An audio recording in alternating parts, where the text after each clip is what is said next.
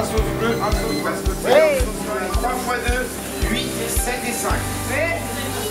Je suis de base une personne très timide, alors il faut beaucoup répondre en plus pendant les services, donc oui, alors au début je ne répondais pas du tout. Donc, du coup la chef, il faut savoir qu'elle m'a beaucoup fâchée pour que je dise oui au tout début. Ça crée beaucoup dans la cuisine pour que je réponde. Je pense que mon équipe est à l'image de ce que je veux en fait. Je suis chef, je chapeaute toutes les cuisines, mais quand le service commence, on prend chacun notre veste du poste qu'on a. Et on est tous en train de travailler ensemble. Il n'y a plus de chef, il n'y a plus de commis, il y a des gens qui sont à leur poste et qui doivent effectuer des tâches entre guillemets en synchronisation et en communication. On communique beaucoup. Je me suis lancée dans un CAP cuisine à Nantes et je cherchais un maître d'apprentissage. Donc j'ai appelé directement le CFA pour savoir qui cherchait, parce que tous les restaurants ne cherchent pas. Et on m'a conseillé l'irlandais. Donc du coup j'ai appelé et ça s'est fait. Et voilà. Alors moi à la base j'avais très envie de faire du snowboard. Donc pour pouvoir faire du snowboard il fallait se rendre dans une station de ski. Et pour travailler dans une station de ski il n'y a pas 1000 métiers. Ce qui m'a amené à la restauration.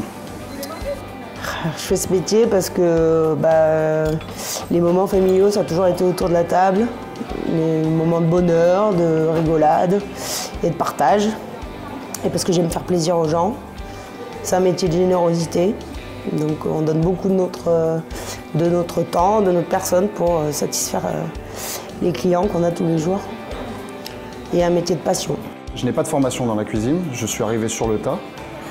J'ai dû apprendre directement dans des périodes très chaudes.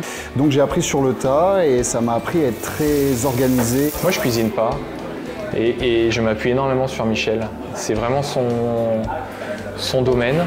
Et physiquement, il y a un mur entre la salle et la cuisine. Et c'est vrai que ce mur, des fois, qu'on aimerait abattre pour pouvoir avoir une communication qui soit plus simple au sein de toute l'équipe. Je dirais on est un peu comme, je dirais pas comme des militaires, mais un petit peu, en quelque sorte.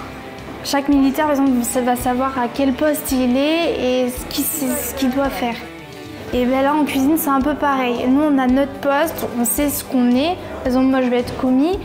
Je sais ce que j'ai à faire. Je sais à qui je dois obéir. Je veux le oui chef. Le chef, ça m'est égal. Comme je dis, je suis chef, je suis là pour chapeauter, mais je fais les choses avec vous.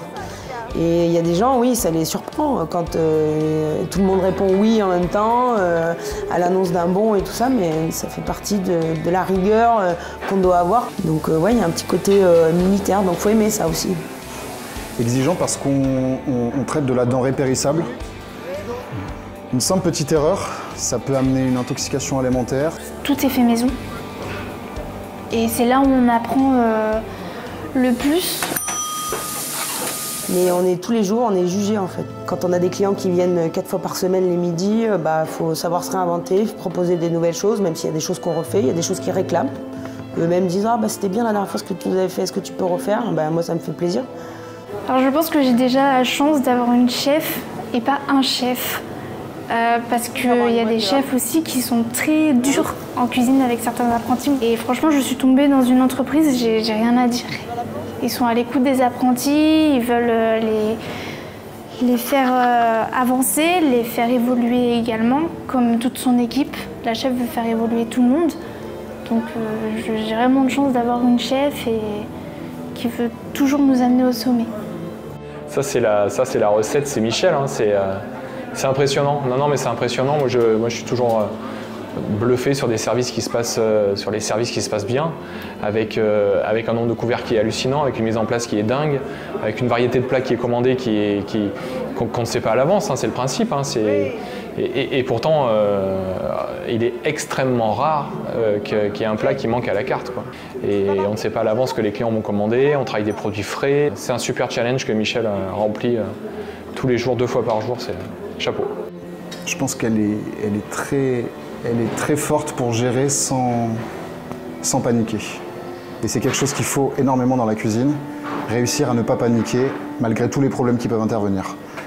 C'est incroyable de voir une personne comme ça et qui ne lâche pas surtout. Et je pense qu'elle est extrêmement forte. C'est compliqué parce que moi j'ai beaucoup de choses à gérer, mais elle c'est la même chose x 10. Et oui, c'est compliqué, mais c'est un métier de passion qui prend aux tripes. elle a une rigueur en elle, et ce qui ne l'empêche pas d'avoir une forte tête et en même temps une sensibilité qui peut faire que voilà, elle va être à l'écoute du moindre problème d'un collaborateur et avoir une réponse même sur la vie perso, sur vraiment jamais détaché de l'humain en fait. Je pars du principe que je ne peux pas être chef si je ne sais pas faire le travail que je demande à mes collaborateurs.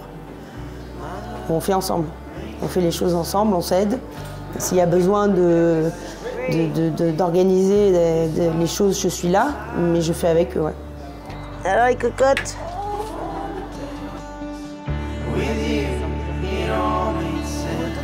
Les journées, elles commencent le matin avec les poules apparemment. Toujours. Petit tour avec les cocottes pour voir si tout va bien, si le renard ou la martre n'est pas passé surtout. Décimer tout ça, mais oui, elle commence avec ça. Ça permet de prendre un peu l'air avant d'attaquer la journée. Ouais. De toute façon, assise derrière un bureau, ça m'aurait pas été. Au bout d'un moment, je suis quelqu'un de manuel, même en dehors, même chez moi. Le poulailler, c'est moi qui l'ai fabriqué. Et je pense que là, ça a été la cuisine, dans le sens où j'avais ce truc de quand j'étais plus jeune, tous les week-ends, c'était trop bien d'être à table, en fait. C'est bon, on se fait plaisir. C'était à la campagne, donc forcément, moi, aller chercher les œufs, je l'ai toujours fait toute petite, donc je crois que c'est ça qui me plaisait. Tu vas me dire bonjour 4 fois ou... C'est la consigne ce matin, c'est de dire bonjour Mimi. Et des fois, la météo fait qu'on se lève le matin, il y a un grand soleil alors qu'ils avaient annoncé de la pluie. Il faut se réinventer là, à ce moment-là, et se dire bon, aujourd'hui, je fais pas ce que j'ai prévu, on va faire autre chose.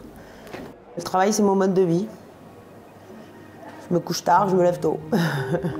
Et l'objectif, c'est de travailler différemment pour faire un peu moins de concessions et avoir un peu plus d'équilibre. L'équilibre, c'est le point d'équilibre qu'on cherche en fait. Et on a besoin d'un équilibre maintenant vie pro, vie perso, parce qu'on est aussi un tournant dans la vie de l'entreprise et un tournant dans la vie perso, quoi. C'est quoi l'Irlandais? C'est déjà une belle famille. C'est déjà une belle famille, c'est une entreprise humaine déjà, qui n'est pas facile à trouver dans ce milieu-là, la cuisine. Trouver du respect par rapport au travail que l'on fournit et par rapport à la volonté qu'on met chaque jour d'essayer de faire le mieux possible. Si aujourd'hui ça fait 14 ans que je suis là, c'est aussi parce que voilà, c'est une deuxième famille. On y passe tellement de temps que si on s'y sent pas bien, on reste pas au final, un peu comme partout. Quand je suis arrivée, j'étais dans mon petit coin, mais en fait ils m'ont vite pris comme une famille en fait. On est un peu comme une famille. Il faut leur demander à eux, mais moi en tout cas mon rôle c'est de leur donner le sourire. Et c'est avec cette ambition que je me lève le matin, c'est d'avoir une équipe qui soit contente autant que moi de venir le matin, quoi. Donc voilà, j'essaye d'amener un peu de légèreté. Je suis pas sûr que ce soit ça qui leur donne le sourire tous les jours, mais je pense que c'est un tout. C'est un tout d'être à l'Irlandais, c'est un tout. Tout ça, il a fallu le créer et c'est encore, moi, je suis encore plus fière aujourd'hui de me dire que j'ai réussi à créer ça avec toute l'équipe qu'il y a et d'être aujourd'hui dans un établissement où on est fier en fait. Quand on sort, on est fier de dire qu'on travaille à l'Irlandais. Et ça n'a pas de prix, quoi. Et j'ai un ancien qui me disait il y a quelques années, dans une entreprise, l'employé fait le patron fait l'employé, mais c'est vrai. C'est une dynamique, c'est un collectif. Et ici, plus qu'ailleurs, je pense que le collectif, il est fort. Le premier truc, c'est l'intégration à l'équipe, quoi. Justement parce qu'il y a des gens, ça fait longtemps qu'ils sont là. Comment se dire, des nouveaux profils pour qu'ils apportent un peu de fraîcheur aussi et qui apportent des nouvelles choses, une nouvelle perspective, une nouvelle vision. Nous, on a, avec le recul, intégré tellement de profils qui n'étaient pas faits pour faire ça, ou du moins pas rester. Moi, je peux en citer plein, qui sont arrivés pour faire un été et qui sont restés et qui sont toujours là quelques années après, quoi. Ou des gens qui sont venus en poussant la porte en disant moi je sais pas faire mais j'ai besoin de travailler, et qui ont progressé, qui sont autonomes et qui sont à leur place et qui maintenant il faut qu'on continue à faire progresser. Mais c'est des gens qui soit n'avaient pas prévu d'être là, soit n'avaient pas prévu de rester là et qui sont restés et qui sont autonomes et qui sont compétents, qui sont essentiels à la boîte maintenant de par leur savoir-faire et de par leur vision de l'entreprise.